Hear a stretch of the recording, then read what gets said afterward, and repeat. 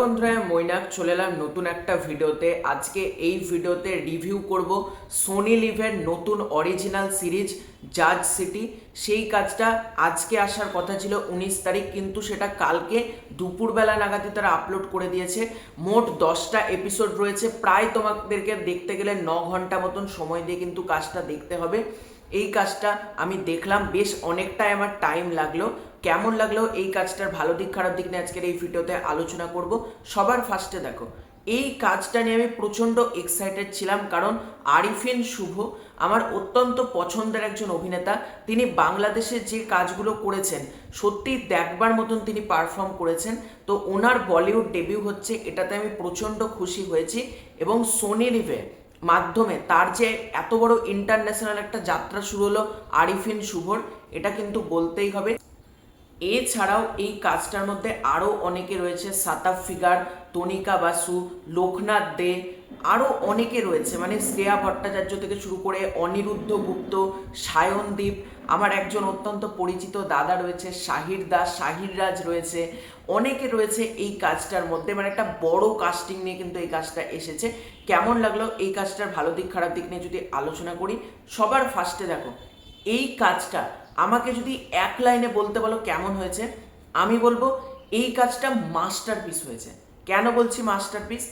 এই কাজটার মধ্যে এত ডিটেলিং, এত সূক্ষ্মভাবে মুক্তিযুদ্ধ, 21শে ফেব্রুয়ারি, ভাষা দিবস, ভারত বাংলাদেশ, এই ব্যাপারটাকে যেভাবে ঢোকানো হয়েছে এবং যেভাবে এত ডিটেলসে দেখানো হয়েছে, দেখো মানে ওপর দিয়ে কিন্তু কোনো ঘটনা যায়নি, প্রতিটা ঘটনা সূক্ষ্মভাবে কিন্তু ডিটেলসে ঢুকে দেখানো হয়েছে, যেটা কিন্তু আমার বেশি ভালো লেগেছে। এবং এই কাজটার পেছনে একটা রিসার্চ রয়েছে।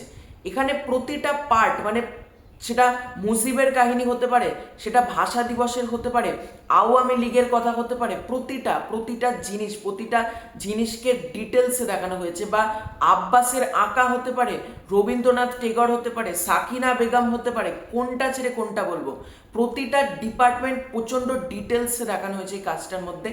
এবং সর্বোপরি জ্যাজ ক্লাব, এটার গল্পটাই হচ্ছে জ্যাজ সিটি, অর্থাৎ জ্যাজ ক্লাবকে কেন্দ্র করে একটা নাইট ক্লাব।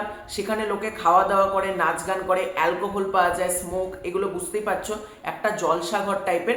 এবার সেটার মাধ্যমে কিভাবে বিপ্লবের সূচনা হয়েছিল এবং 1971 এই ঘটনাটা, 1969 কিছু কিছু টাইম পিরিয়ডকে দেখানো হয়েছে।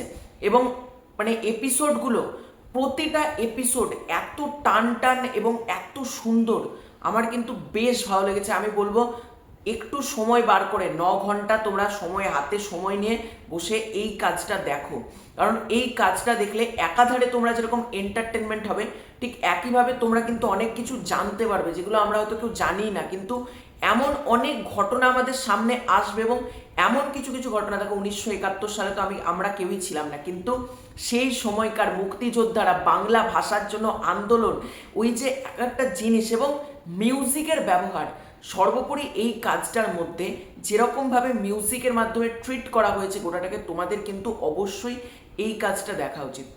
এই কাজের মধ্যে প্রচুর পজিটিভ দিক রয়েছে।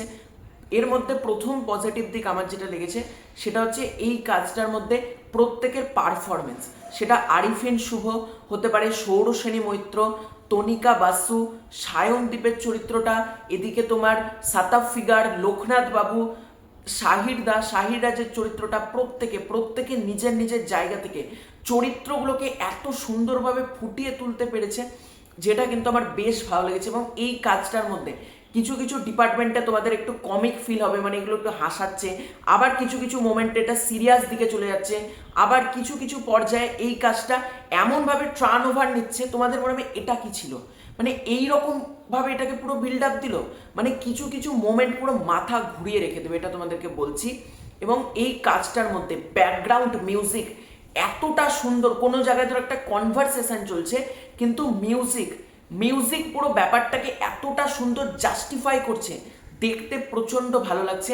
ক্যামেরার কাজ, যেরকম শটগুলো নেওয়া হয়েছে, সেটা ওয়াইড শট হতে পারে, ক্লোজ শট হতে পারে, বা এরকম তিনটে ছবি এরকম দুটো করে আসছে, মানে বিভিন্নভাবে মানে ডিপার্টমেন্টের শটগুলো নেওয়া হয়েছে, প্রতিটা শট কিন্তু দেখতে খুব ভালো লাগছে। এছাড়াও ক্যামেরা অ্যাঙ্গেলের কথা বললাম, কালার গ্রেডিং, এই কাজটার কালার গ্রেডিং এর মধ্যে ভরপুর তোমরা রেট্রো ভাইবস পেতে চলেছো।